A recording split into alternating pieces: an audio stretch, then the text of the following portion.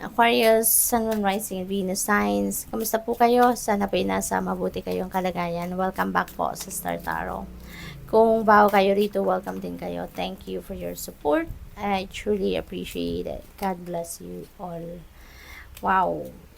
Aquarius. Maybe ang iba sa inyo dito, fantasizing, nag-i-imagine kayo ng mga sitwasyon or bagay na gusto ninyong ma-experience in the near future, yung gano'n. So, there's a lot of thinking siguro na ginagawa ang iba sa inyo, no?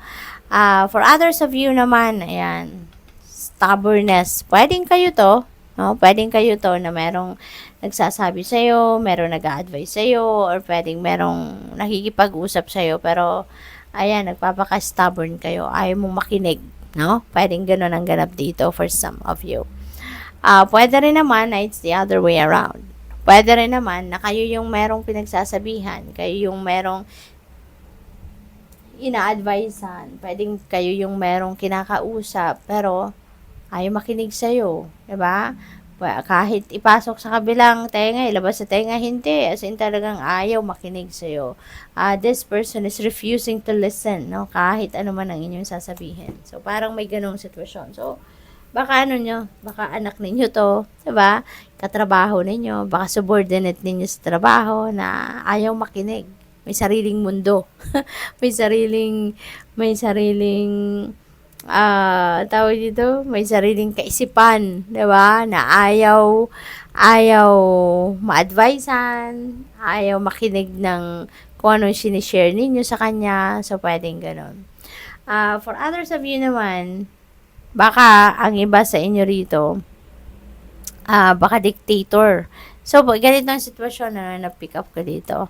Baka, kung kunyari, hindi kayo ito. Diba? Ito yung taong kinakausap ninyo. Ito yung taong ina-advise ninyo siguro. Kasi ayaw makinig sa inyo.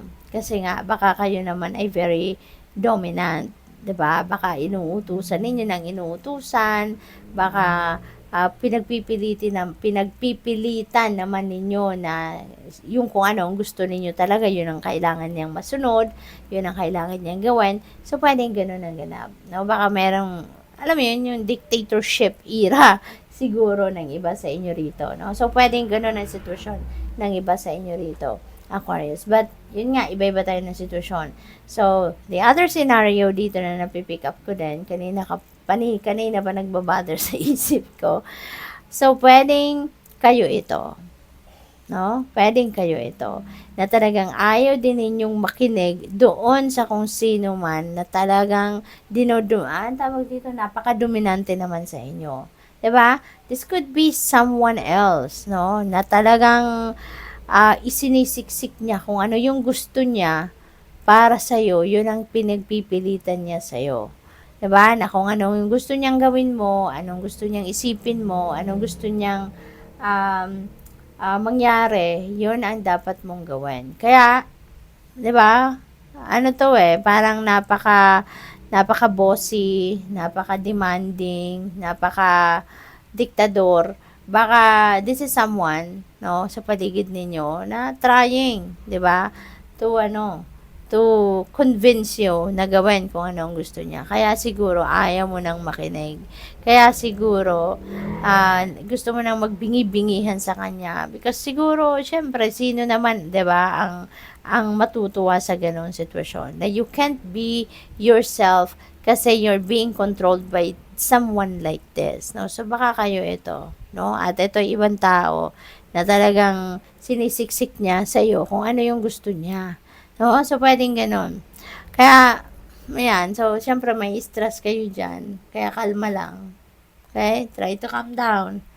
No? Try to find your inner peace. Okay?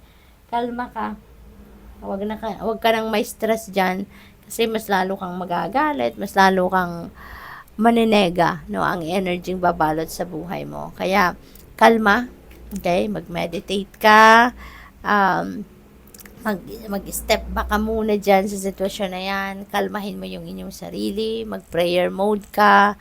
'Di ba? Mag-breathing exercises ka para nang sa gayon makuha mo yung tranquility, yung inner peace, maramdaman mo yon, no? Para hindi ka na ma-stress. Alright? At makapag-isip ka ng mabuti, what is going to be the next move na dapat mong gawin para makaalis ka sa ganyang sitwasyon.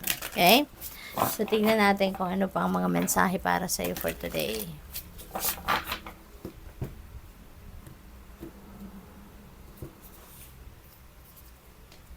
We have star. Ayan. So, have faith that healing is in the forecast. Kung ano man ang sitwasyon ninyo rito, no? That will be healed. Then, hindi natutulog ang Diyos, hindi ba? God never sleeps. Kaya nakikita niya kung ano nangyayari sa'yo. And that's very, disturbing na siguro para sa'yo. And rest assured that the divine is going to help you heal your situation. Magkakaroon din ng kaayusan yan, sitwasyon ninyo. Okay? So, just have faith. Okay? Magtiwala ka lang at your situation will be healed. Alright? So, remain to be optimistic. Okay? Remain to be optimistic and remain to be, to be hopeful, no, that things are going to change for the better. Okay? Magdasal ka lang lagi, umasa ka for the best possible outcome. Okay? At this is also, as a star, also is a new beginning energy. Kaya meron ditong magbabago. So, feeling ko, yung sitwasyon mo na to, this is going to change for the better. Okay? This is also wish fulfillment energy. Kaya maaaring wini-wish ninyo na makalabas na kayo sa sitwasyong ganito. And you will. Okay? This is a wish fulfillment energy. Kaya maaaring, ano man ang wish ninyo, no? Yan ay maaaring ibigay na sa iyo ng universe very soon. We have 4 of Cups. Ayan. So, ang iba sa inyo rito siguro din, you're getting very picky. No? Baka mayroong mga opportunities na kumakatok na sa buhay ninyo, pero hindi ninyo ito masyadong, hindi kayo excited about it. No? Parang ganon. At namimili pa siguro kayo. But, remember that yung opportunity, kumakatok yan sa buhay natin. Kasi para sa atin yan. Diba?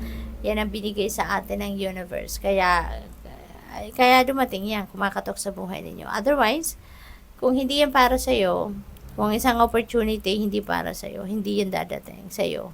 Diba? Hindi yan mapupunta sa'yo. But the fact na yung opportunity ay kumakatok sa buhay ninyo, ibig sabihin, that's meant for you. Okay? So, what else? We have 10 of Cups. Ayan. So, may bonding moment siguro dito, no?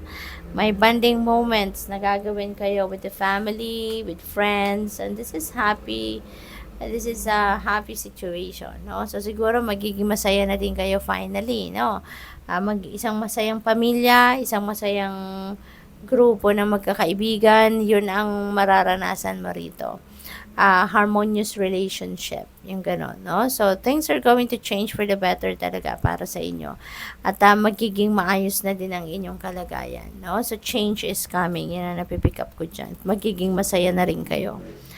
We have 4 of Pentacles. Ayan. So, siguro, ang sipag din naman ng iba sa inyo. Napakasipag magtrabaho, ipon ng ipon, diba? Napoprovide mo din yung pangangailangan mo at ng inyong pamilya. And now, it's about time din para i-treat mo naman ang sarili mo. I-pamper mo naman ang sarili mo. No? Kahit konting luxury na gusto mong ma-experience sa buhay mo, do it for yourself. No? Give it to yourself. Kasi entitled ka naman dyan dahil masipag kang magtrabaho. So, good luck. Thank you for watching. Love and light. Namaste.